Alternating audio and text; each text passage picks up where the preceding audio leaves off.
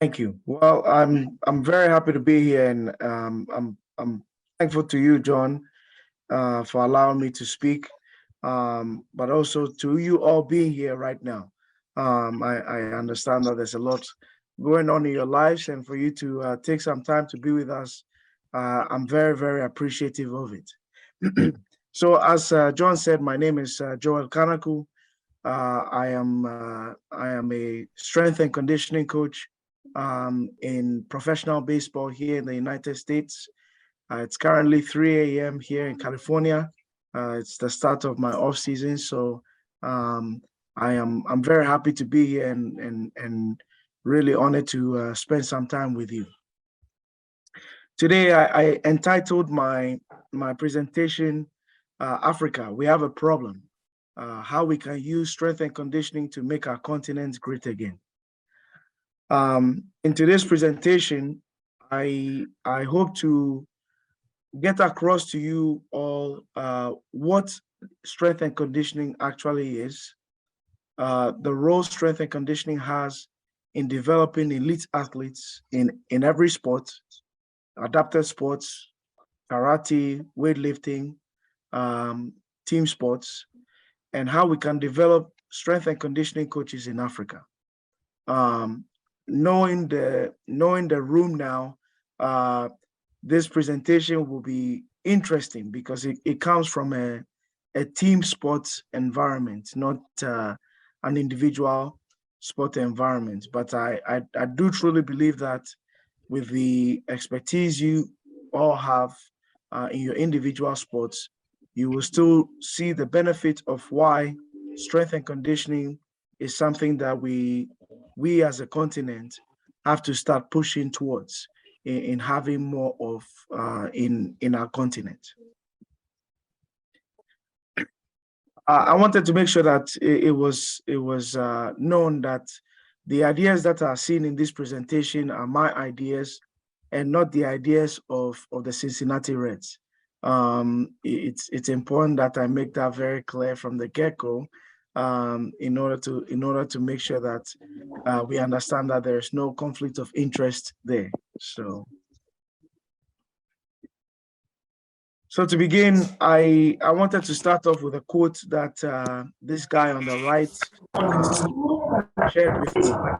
His name is Liam Hennessy.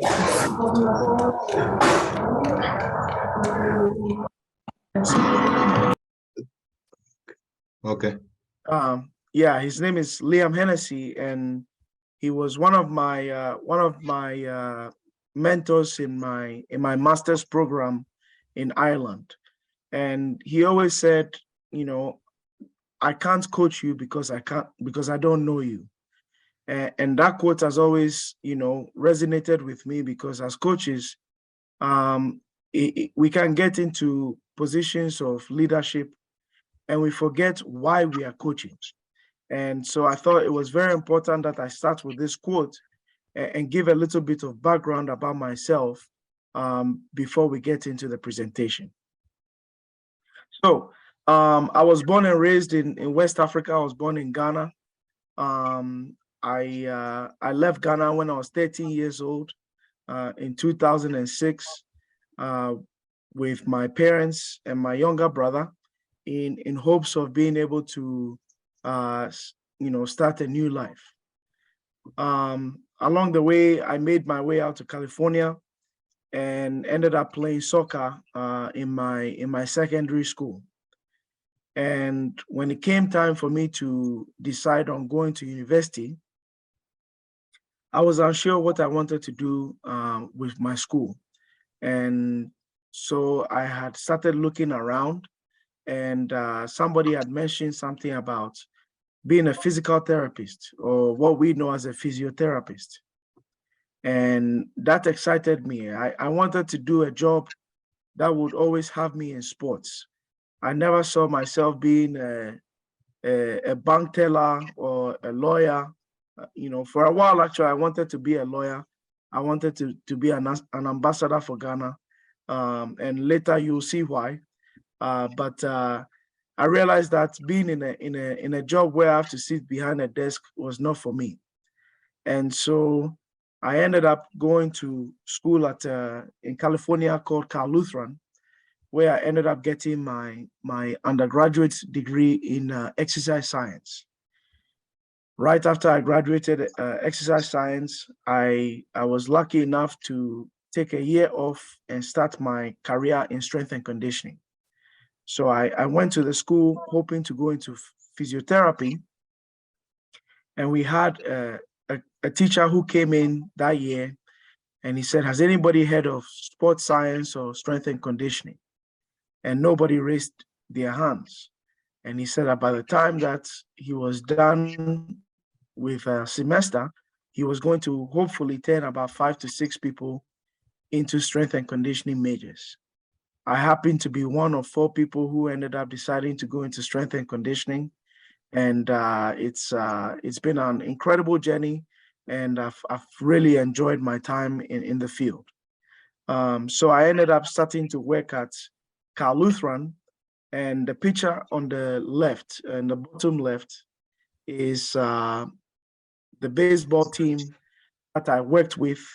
Baseball is the American version of cricket, and with that team, I ended up winning the national championship with them. I was able to help train them from the fitness aspect, and we ended up going on a 17 game unbeaten streak to end up winning the national championship.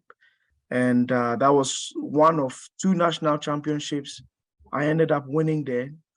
And from there, people in professional baseball had heard about the work I was doing, and ended up giving me a call and giving me an opportunity to come in and work with the professional athletes there. Um, in all honesty, I've never played baseball. Soccer is the only thing I know. I still coach soccer in the off season, and so it was a new experience for me. But I think as we go through the presentation, you'll see why that didn't deter me from me being able to do my job. My job as a strength and conditioning coach is to build resilient athletes that can handle the demands of anything that is thrown at them.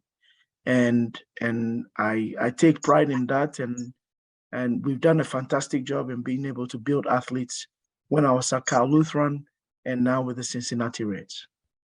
So finished off my bachelor's at Cal Lutheran, went to school in Tennessee to get my first master's, which is in sports science and coaching education. And that is where I met Dr. Carl Pierce, who is a good friend of John and a mentor of mine. And so I finished my first master's there, and I'm in the process of now finishing my second master's from Setanta College, which is based out of Ireland. So to begin this presentation, I thought it was important to play off what is currently happening in the world. If for some reason your TV hasn't been working, the World Cup is currently going on, and for us Ghanaians and for the world, and especially for Africa, this is always the biggest tournament that we take immense pride in. And so a question I wanted to start off with in today's presentation is, if somebody could guess how much money they think will be made in this World Cup.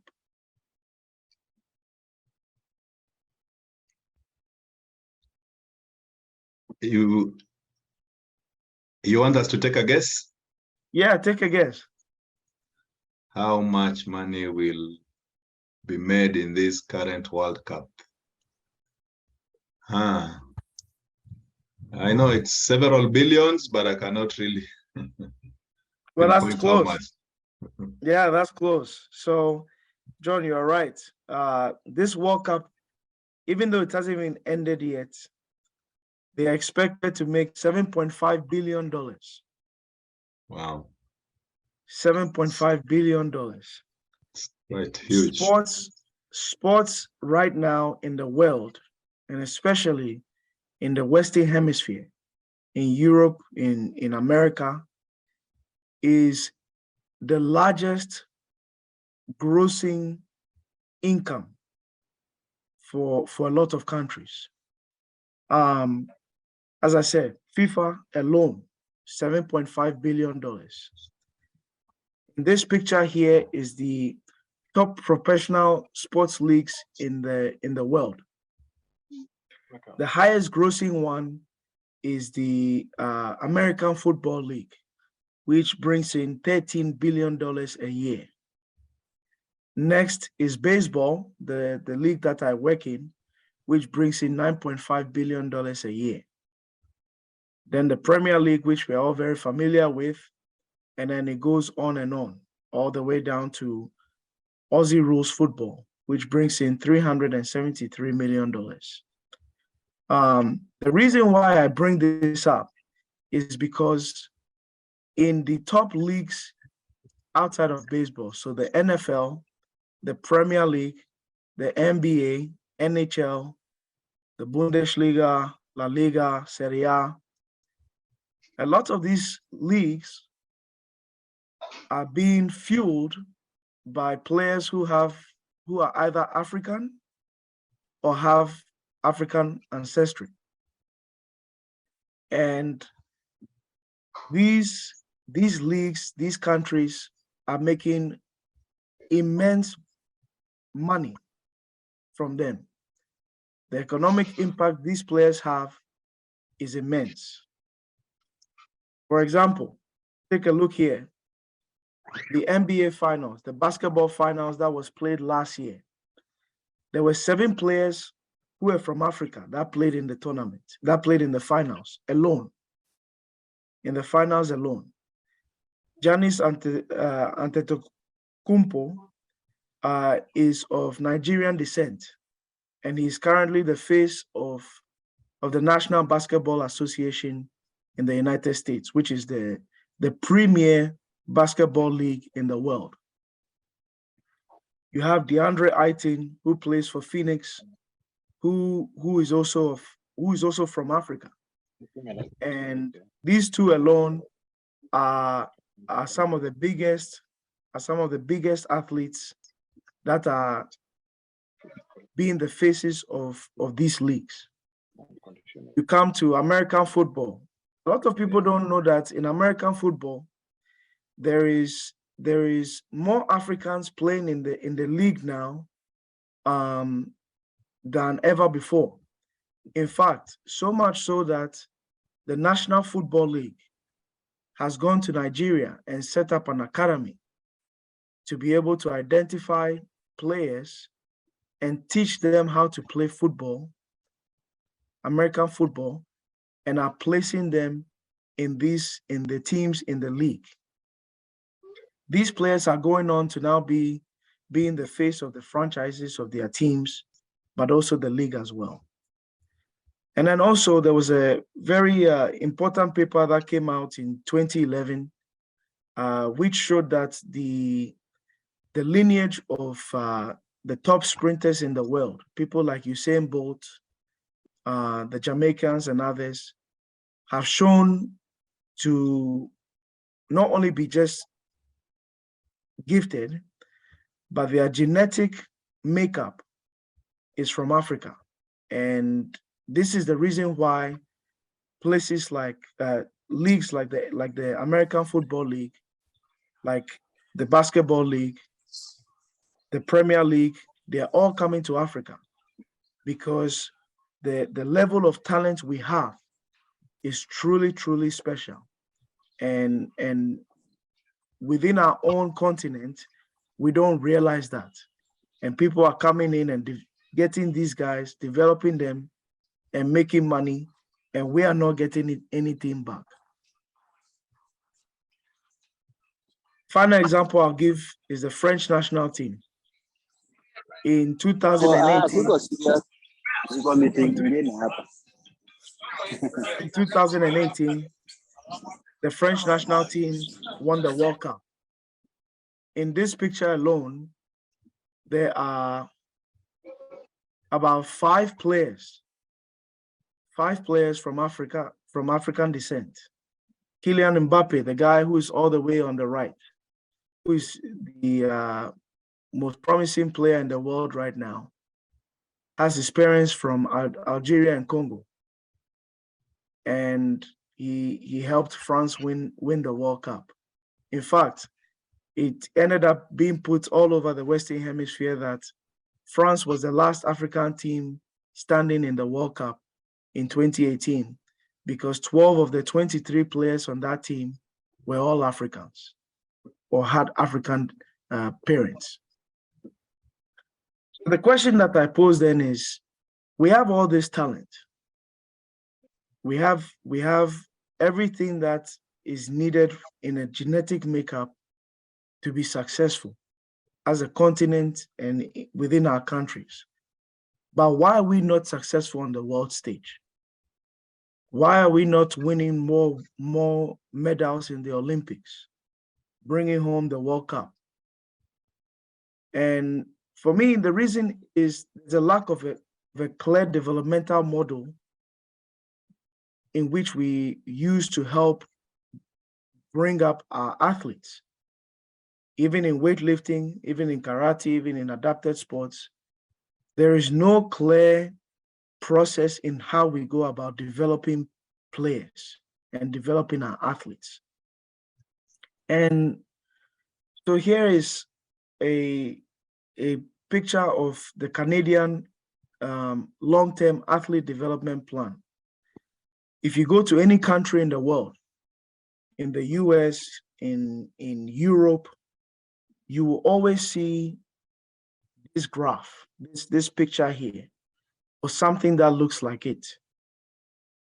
What you are seeing here is on the first line, what they call the chronological age. That is the age that we are given by birth. So if I was born on January 1st, 1999, that is my chronological age. Right below that is the training age. That age is representative of our years in performing a skill or a sport. So for example, my weightlifting experience is quite limited. I didn't compete as a weightlifter. So my training age in weightlifting, I would put it about 2 or 3 years old, because I haven't spent as much time as John and others on this call who have lifted and competed and are also coaching the sport. And so you start looking further down where it starts to show the colors in active start, fundamentals, learning to train. What that shows you is the developmental cycle that within each age group, these countries place the emphasis on in their athletes. So they start off very early on, just trying to get kids involved in these sports, like weightlifting, like karate, like the adapted sports. Then they start teaching them the fundamentals of the sport. Then they start teaching them what it means to truly train consistently. Then they start training with the goal of being able to compete in local tournaments, in international tournaments. And then from there, start making sure that their training is being built to allow them to win several medals. And then as they die off in their experience of competing, they still end up being able to complete these sports that they've been doing in order to live a healthy life. This is the game plan that most countries, actually all countries in Europe, in Asia, use. In America, they use these guidelines to help develop their athletes. And unfortunately, in Africa, we don't have this vision. We don't have this developmental plan, which gives us a framework in how we develop our athletes. So I bring it back to a very famous story in Greek mythology. This is the story of Milo of Croton. You know, we Africans, we love our stories and we learn a lot from the stories. And so I thought it was important to share this one. The first guy on the left, the story goes like this. Milo was a little boy, and a Greek god came to Milo and said, hey, if you carry this little calf, if you carry this little calf every day, you throw it on your shoulder, you walk around with it a few times a day. As the calf grows, you will grow as well to handle the load of the calf. As the calf grows, you will learn to hold the weight of the calf when it becomes a cow. And that's what Milo did. Milo started off as a young boy carrying this calf. You carry it, you put it down, you carry it again, you put it down. And by the time he became a grown man, he was able to hold the weight of the bull. This is what the developmental process must look like for our athletes.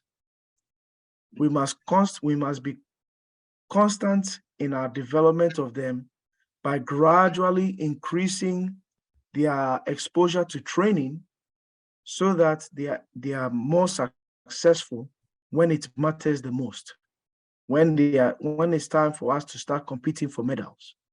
And unfortunately, we don't have the resources yet to educate coaches in this process.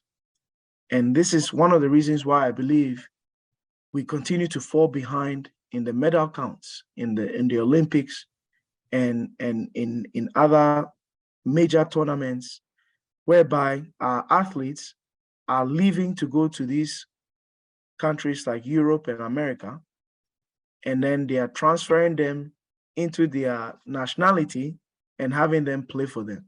If you look at the World Cup right now, and you look at the people who are scoring goals for a lot of the teams, they all have African names. Netherlands won the game with a guy by the name of Gakpo. Gakpo is from Ghana, but now he's playing for the Dutch. But it's because we haven't been able to develop our athletes and keep them within our continent to help us be successful. So I thought maybe the story of Milo doesn't connect with everybody. But this picture here is one that we can all connect with. I remember when I was in Ghana and I would go home to go and see my grandmother, I would have to go to the well to go and get water. When I first started going, she would give me my small water can to carry.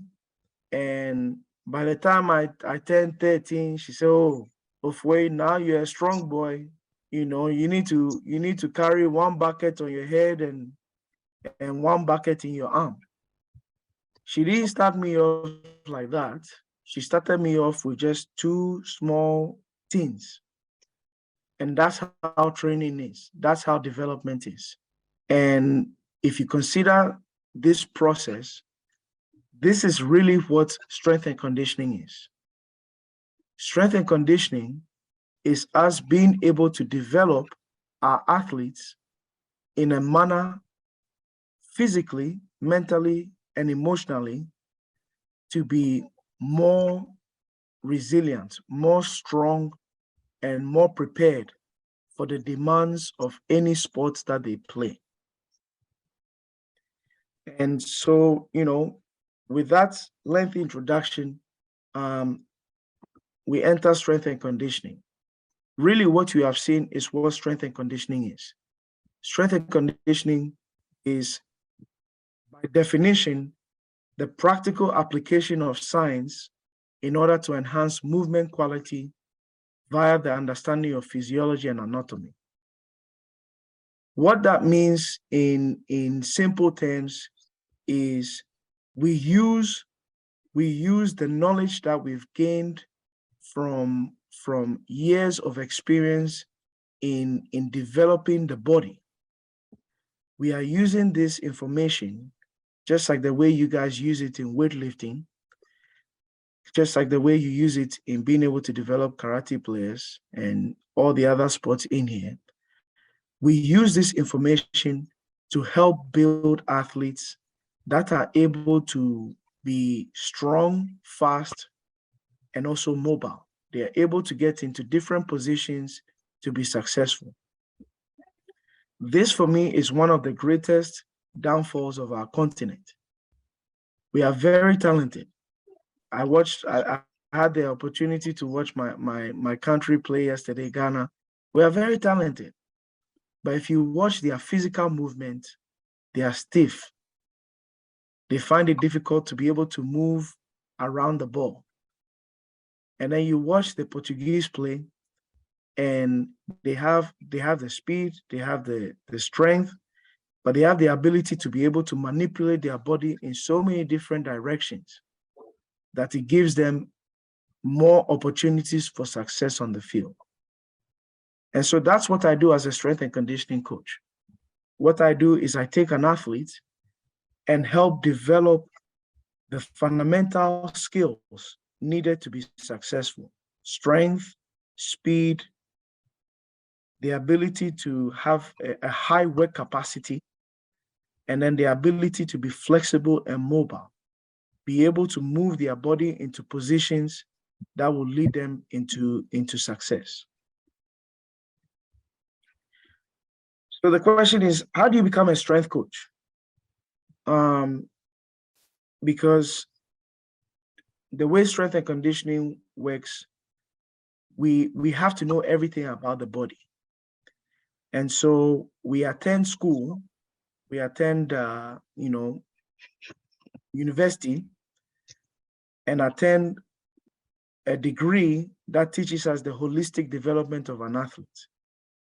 Some of the subjects that we cover include anatomy, so understanding the muscles and bones of the body; physiology, being able to understand how the nervous system, so how the mind helps the body to be able to move. We understand nutrition, how food influences our ability to perform at a high level constantly. And then we also learn things like psychology, the mental aspect of competition. How do we get our athletes to be confident in themselves, to say, I can be a gold medalist, and not just, I'm happy to be here to compete. We also cover things like skill acquisition. How do you teach an athlete how to do the clean and jerk? How do you teach an athlete how to perform a takedown in karate? In adapted sports like basketball, how do you shoot? We learn the process of how to develop these skills within the athletes. And so it's a very holistic, process in understanding everything that the body needs to be successful. And we spend about 4 years in school learning these topics and also utilizing it on the field. We work with athletes immediately when we're in school and start learning how to write lifting programs, how to write conditioning programs, how to start involving our athletes in conversations to understand where their mental stability is. These are the things we end up covering in school. So I come back again to this picture because, as you can see, each child has a different type of bucket or bottle. If we do things right in being able to develop the athlete, in developing their strength, in developing their fitness, in developing their mental fortitude. Then we can always get them to a point where whatever they are carrying, they'll end up being able to carry more. That's what strength and conditioning is. We are always trying to help improve our athletes to do more work than they currently can do. And that's how you win medals. That's how you win tournaments, is by building athletes that are able to handle more work. As I've mentioned a few times already, these are some of the pillars that set up success in athletic development. So right now with the Cincinnati Reds, if you come and visit, this is what you would see. I have to write lifting programs that are all encompassing. They cover every aspect of development. We try and do sprinting. We try and sprint twice a week. We try and do some type of aerobic work. So like for you East Africans, it's easy, running long distances, changing up the tempo of running to help build our fitness. For us in West Africa, our aerobic fitness is not the best. We are used to running very fast, but we can't run for long. And that's what aerobic capacity is. I look to try and develop our ability to do longer work. And people will say, why do you need that in baseball?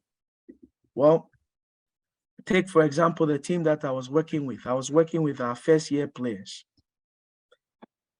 We play 120 games in the span of 5 months. Each game runs about 3 to 4 hours. And we play about 5 times a week.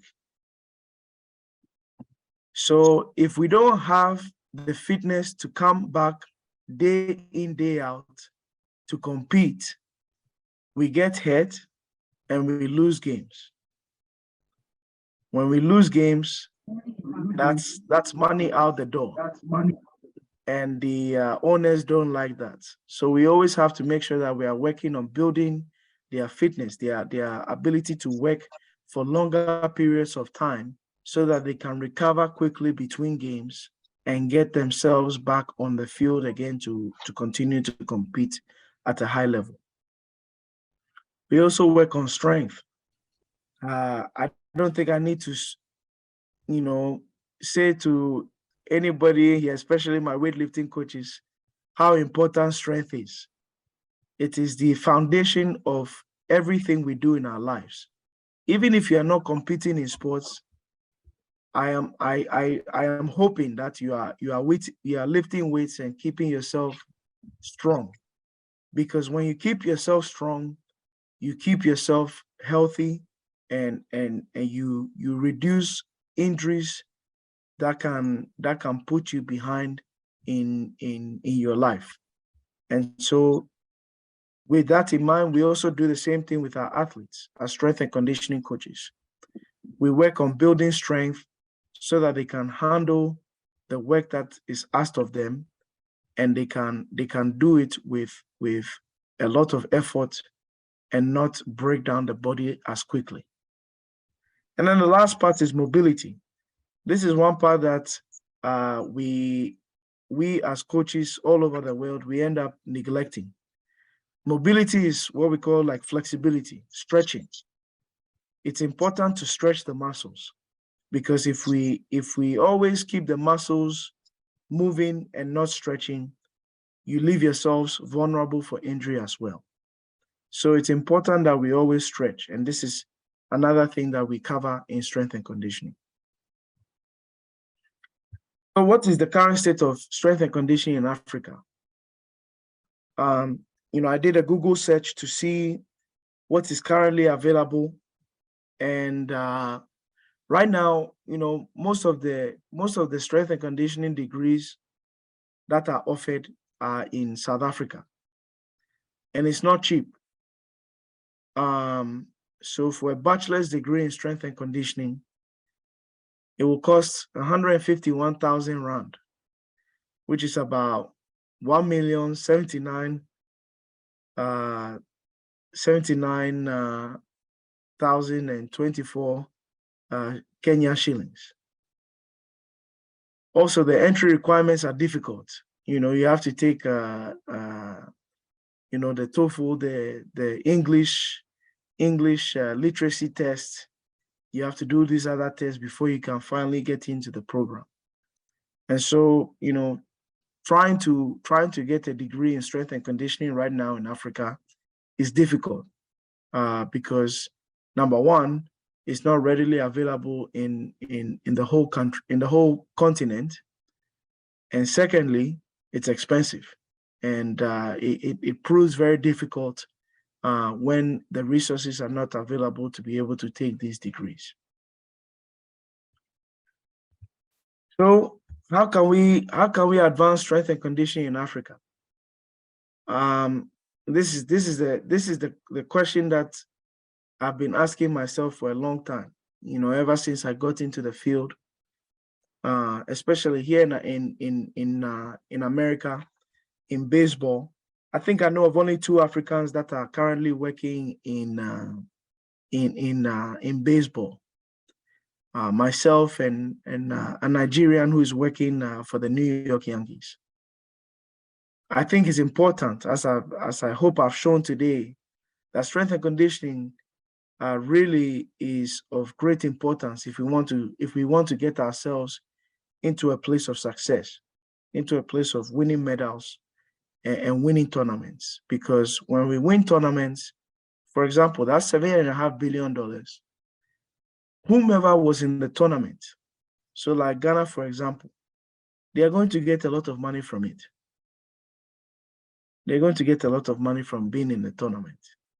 And I think it's important that as Africa, as a continent, we take advantage of what we have, our God-given talents, and go and win as many medals and tournaments as we can in order to improve the economic impact in our countries, but also in the continent as a whole. Currently, right now in the United States, whenever people hear that I'm from Ghana, they start saying, oh, Africa is the next great continent that will be dominant over the world. And I said, well, we always have been. You people haven't taken the time to notice it though. And I think if we can be successful in sports, we will find ourselves in great opportunities of success. So here's my simple plan. This is one plan. It's not the perfect plan, but at least it's a start. The first thing is we have to organize ourselves as a continent. John is doing a great job with Sports Wave Africa and trying to bring in experts to enhance the awareness of not only strength and conditioning, but sport, coaching education and sport education. I think it's important that we create a lot of groups like these and have people like you who are in here right now willing to learn, willing to be involved in these conversations in order to help bring about the change that we want to see within our continent. Secondly, I think we all know that nothing is able to work if we don't have funding. And I think it's very important as we first organize ourselves, we end up then using our organizations to be able to go and seek funding from the government and international sporting agencies to help set up coaching schools across Africa. This is very important because I think if we can do this and we can start to formalize a coaching education program in which all coaches have to go through to understand the things I just spoke about, we will find ourselves being able to develop our athletes in a much better system. We will be able to retain them for longer, and we will end up finding ourselves in opportunities for success. Now, I know that people will say, well, this is all good in theory, but can it actually be done? Excuse me. And I believe so. I believe it can be done because teacher that I have here is of a friend of mine.